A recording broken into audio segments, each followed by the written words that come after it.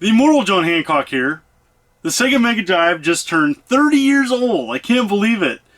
And, even though we got the Sega Genesis a little bit later here in the States, the Sega Genesis and Sega is such a special part of my collection, and it means so much to me. And I wanted to talk about the Sega Genesis in particular, me growing up with it, talk about some of my favorite games, and I just really love the console.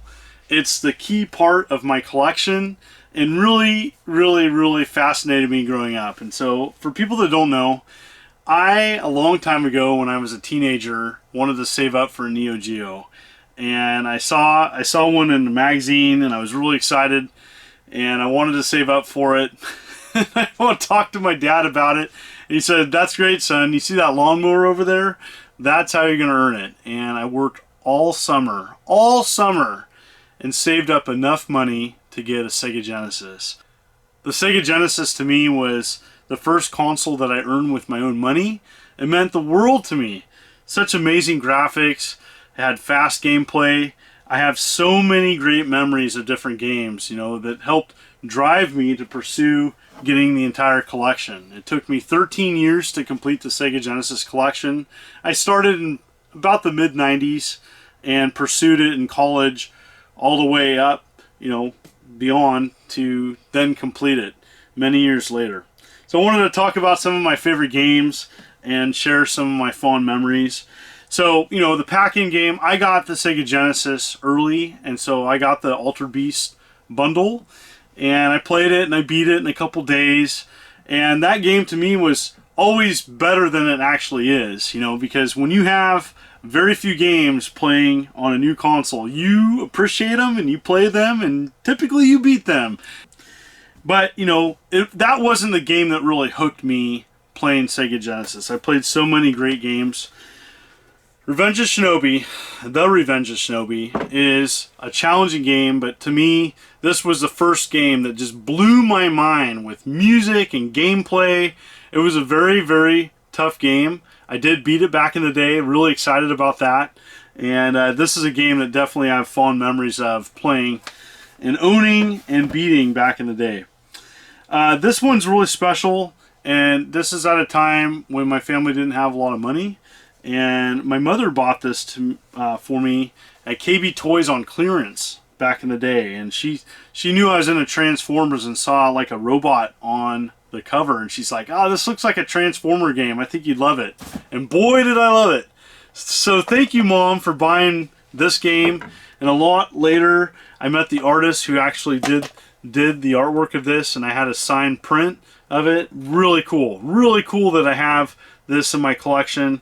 And this is such a great real-time strategy game. Proof that it can be done on a console.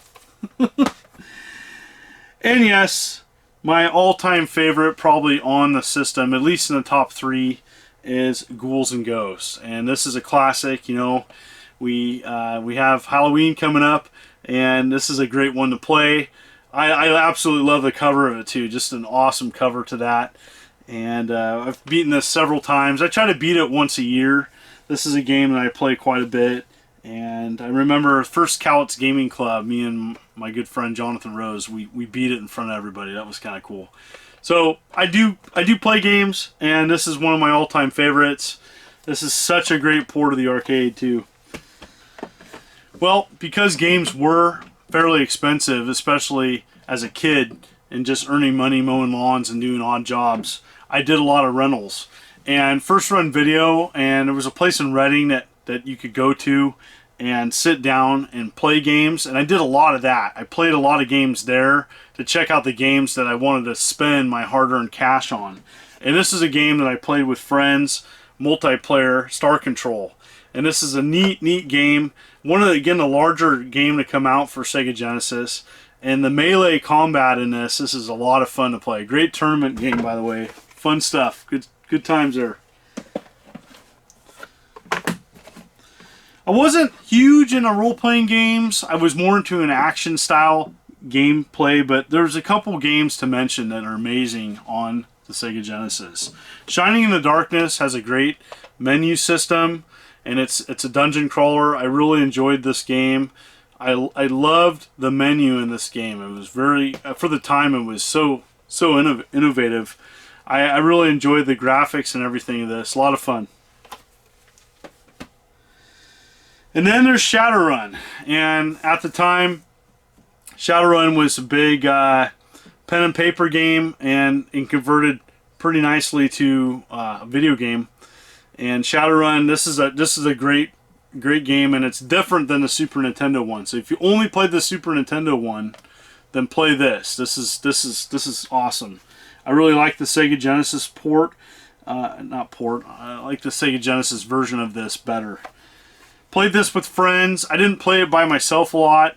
A lot of the time back in the day, I would hang out with friends, and a lot of my friends were into like games such as like Dark Wizard for Sega CD, but we played everything from Mortal Kombat 2 to role-playing games like Shadowrun. And typically on the role-playing games, we would take turns and play it, while some people would crash, other people would just game and stuff. So especially like a game like Dark Wizard on Sega CD, we played that for hours, and so it was pretty fun. Another game that came out, and it didn't get a lot of fanfare, but it's one of my favorite on the system, is Subterranea. And Subterranea, I'm a big fan of games like Gravitar, and to me, like, Subterranea had some of the appeal of a game like Gravitar, adding something else to it. I talk about this on a previous Metal Jesus Rocks video, and I really enjoy this game. This game had a great appeal to me growing up, and I played it and I enjoyed it. And when it was one of those games, I was really excited because it didn't sell too great. It went down in price pretty fast, and I was really excited because I think I picked it up for like 20 or 30 bucks. I was really excited because I'd saved up more money than that when I went to the store to pick it up, and it was neat to see it on sale. I was like, oh my gosh, I'm saving money. It's always good to save money. All right, this is by far my favorite version of Gauntlet. Gauntlet 4 on the Sega Genesis. It is amazing. It's got some extra modes on it. It has like an RPG mode in it. It's really neat. Played this with friends. I've played this quite a bit. My good friend Jonathan Rose, he really enjoys this game too. Great version of Gauntlet. You want the best version of Gauntlet, I think, on a home console, play this. I played sports games on the Sega Genesis. The Sega Genesis had a lot of amazing sports games. NBA Jam, the Madden 93, NHL hockey. I forget which year, but I played a lot of that. Even FIFA. Like, I played sports games, but this is the sports game that I appreciate the most, and that's Mutant League Football. And I love all the extra things that you can do with it. I met the programmer, the main guy behind Mutant League series. I met him at a PAX several years back and was really excited and happy to see the Mutant League Football franchise continue, and excited about picking it up on the Switch, physical copy. And but back in the day, Mutant League Football had an appeal to it. I really, hearing the backstory of the Mutant League series, and I think there was other Mutant League games planned. They got canned, unfortunately. But yeah, this is an awesome game. I played this quite a bit. It's all about bribing the ref in this game. Even though this game was really expensive, came out at $100, I think at least $100. This was Virtua Racing, and I did not get it. I waited till it went on clearance. I think it went down to clearance like $50, like a normal price game. I then picked it up, and I thought it was pretty decent. I had $100, I would have been disappointed, but it had that, this was competing with the Star Fox on Super Nintendo. So going, pushing those polygons and the SVP chip. And, they didn't do a ton of games like Virtua Racing on the Sega Genesis. So it was really impressive seeing what the Sega Genesis could handle. And this is a good version of it.